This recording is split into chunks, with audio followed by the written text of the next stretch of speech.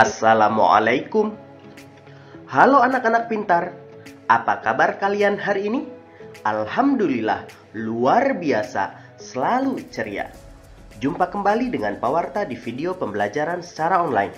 Bagi kalian yang belum subscribe, jangan lupa tekan dulu tombol subscribe-nya. Jangan lupa juga like, share, dan komen videonya ya. Terima kasih. Mengawali perjumpaan kita pada kali ini, marilah kita berdoa bersama menurut agama dan kepercayaan masing-masing. Berdoa dipersilahkan.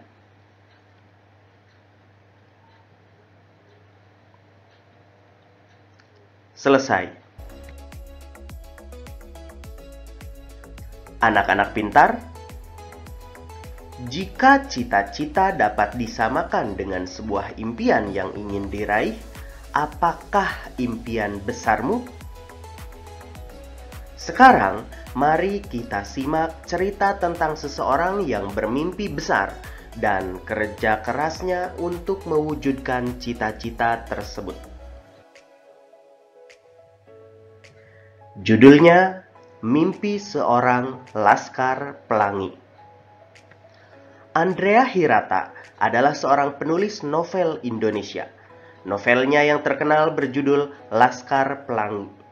Karyanya tiba-tiba menjadi pembicaraan di mana-mana, terlebih di dunia sastra. Karya Andrea Hirata dianggap sangat mewakili kehidupan anak-anak di Indonesia. Apalagi novel ini diangkat dari kisah nyata sang penulis. Sewaktu kecil, Andrea menimba ilmu di sebuah sekolah yang kondisi bangunannya sangat mengenaskan. Bahkan, bangunan itu hampir roboh. Kondisi sekolah yang bernama SD Muhammadiyah tersebut memang cukup memprihatinkan. Sebagai anak dari pegawai rendahan PN atau Perusahaan Negara Timah di Belitung, ia terpaksa bersekolah di sekolah yang bentuknya lebih mirip sebagai kandang hewan ternak. Kendati harus menimba ilmu di bangunan yang tak nyaman, Andrea tetap memiliki motivasi yang besar untuk belajar. Di sekolah itu pula, ia bertemu dengan sahabat-sahabatnya yang dijuluki dengan sebutan Laskar Pelangi. Di SD Muhammadiyah, Andrea bertemu dengan seorang guru bernama NA atau Nyi Ayu Muslimah. Kegigihan Bu Muslimah untuk mengajar siswa yang hanya berjumlah tak lebih dari 11 orang itu ternyata sangat berarti bagi kehidupannya. Berkat Bu Muslimah, Andrea mendapatkan dorongan yang membuatnya mampu menempuh jarak 30 km dari rumah ke sekolah untuk menimba ilmu. Bu Muslimah juga memacunya untuk mengejar cita-citanya bersekolah di negeri seberang, Perancis. Sebuah mimpi dan cita-cita yang sangat mustahil kala itu. Andrea Hirata, atau yang dalam novelnya ia namai dengan sebutan Ikal, memiliki cita-cita tinggi, yaitu ingin bersekolah di negeri seberang, yaitu di Prancis. Namun, cita-cita tersebut mengalami halangan, karena orang tuanya adalah seorang buruh rendahan di PN Timah sehingga hanya mampu menyekolahkan di sekolah yang kurang memadai. Selain itu, jarak dari rumah ke sekolah sangat jauh, yaitu sekitar 30 km. Namun, Andrea Hirata pantang menyerah. Dengan penuh semangat, dia tempuh perjalanan jauh itu untuk tetap bersekolah bersama ke-10 teman lainnya. Motivasi belajarnya sangat tinggi. Usaha yang dilakukannya setiap hari adalah semangat menempuh jarak 30 km untuk tetap bisa bersekolah. Andrea Hirata telah membuktikan kekuatan mimpinya. Ia pun memiliki beberapa orang di sekelilingnya yang sangat mendukung usahanya untuk mencapai mimpinya. Meskipun ia miskin, bahkan tinggal di daerah yang terpencil, mimpinya telah membawanya kepada prestasi yang luar biasa. Sekarang, mari kita baca bersama puisi berikut. Judulnya Laskar Pelangi, karya Niji. Mimpi adalah kunci untuk kita menaklukkan dunia. Berlarilah tanpa lelah sampai engkau meraihnya. Laskar Pelangi takkan terikat waktu. Bebaskan mimpimu di angkasa, warnai bintang di jiwa. Menarilah dan terus tertawa, walau dunia tak seindah surga. Bersyukurlah pada yang kuasa, cinta kita di dunia selamanya. Cinta kepada hidup, memberikan senyuman abadi. Walau hidup kadang tak adil, tapi cinta lengkapi kita. Setelah membaca puisi tersebut, silahkan kalian kerjakan tugas berikut ini. Yang pertama, tuliskan makna puisi tersebut dalam buku catatan kalian. Yang kedua, tandai kalimat-kalimat dalam baris puisi tadi dengan meletakkan tanda jeda dan tekanan yang telah kamu pelajari sebelumnya. Selamat mengerjakan.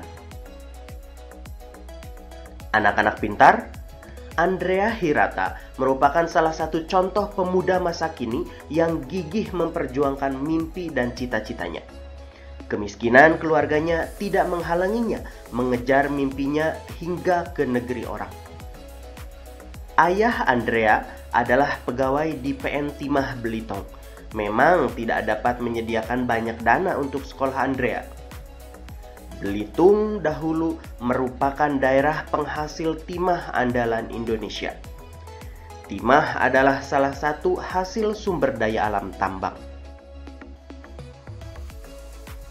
Seperti yang telah kita pelajari sebelumnya, jenis sumber daya alam di suatu daerah tidak sama dengan sumber daya alam di daerah lain. Sebelumnya, kita telah mempelajari mengenai sumber daya alam hayati yang terdiri atas tumbuhan dan hewan atau flora dan fauna. Berdasarkan peta persebaran flora dan fauna, kita mengetahui bahwa Indonesia sangat kaya akan sumber daya alam.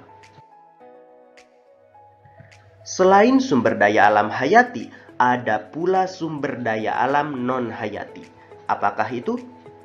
Sumber daya alam non-hayati adalah sumber daya alam berupa benda mati. Salah satu jenis sumber daya alam non-hayati adalah bahan tambang.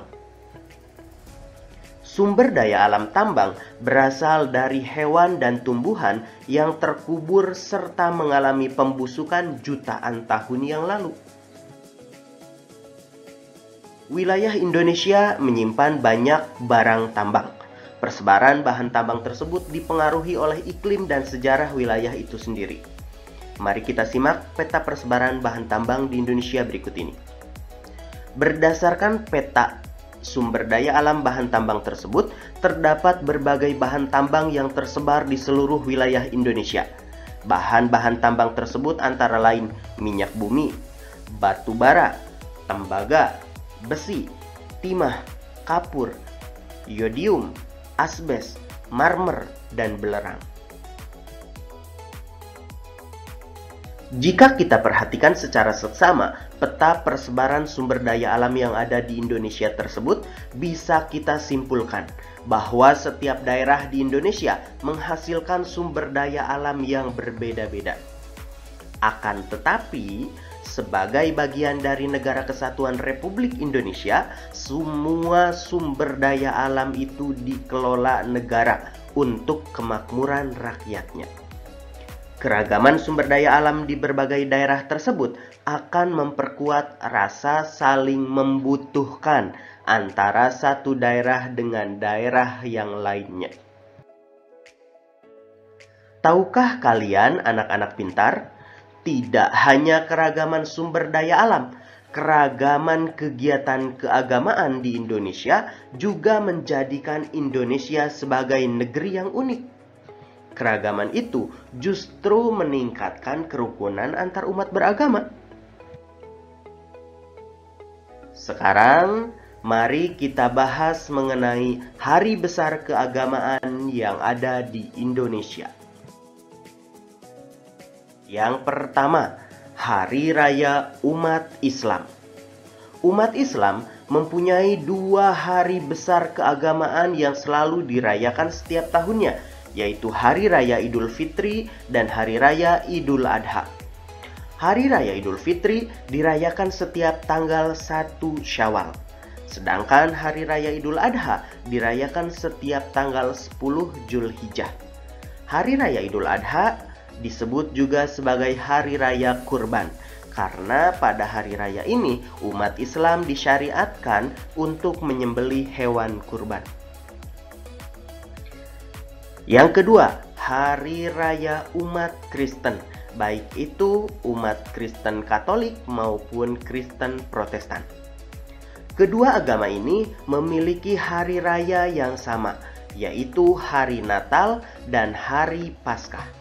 Hari Natal dirayakan dengan beribadah di gereja untuk memperingati kelahiran Yesus Kristus. Selanjutnya, Hari Raya Umat Hindu. Umat Hindu merayakan Hari Raya Nyepi dan Hari Raya Galungan, juga Hari Raya Kuningan. Seperti namanya, Hari Raya Nyepi ini dirayakan dengan berdiam diri di rumah. Mereka tidak melakukan kegiatan seperti biasanya. Berikutnya, Hari Raya Umat Buddha. Hari Raya Umat Buddha adalah Hari Raya Waisak. Selain itu, agama Buddha juga merayakan Hari Magha Puja, Hari Asada, Katina, dan Ulambana. Yang terakhir, ada Hari Raya Umat Konghucu. Umat Konghucu merayakan Hari Cap Gomeh. Selain itu, mereka juga merayakan Tahun Baru Imlek. Tugas selanjutnya, tuliskan masing-masing 2 hari besar keagamaan dari 6 agama yang diakui di Indonesia beserta tujuan perayaannya. Pewarta kasih contoh, misalkan umat Islam merayakan Hari Maulid Nabi untuk memperingati lahirnya Nabi Muhammad SAW. Nah, sekarang kalian silahkan tuliskan hari-hari besar lainnya pada buku tugas kalian masing-masing. Selamat mengerjakan. Anak-anak pintar, demikianlah materi pelajaran yang bisa Pewarta sampaikan hari ini. Pesan Pewarta untuk kalian, perbanyaklah teman dan sahabat dan jangan pernah memulai perselisihan. Karena 1000 orang sahabat masih terasa kurang, sedangkan 1 orang musuh akan membuat dunia kita terasa sempit. Akhir kata dari Pewarta, wassalamualaikum warahmatullahi wabarakatuh.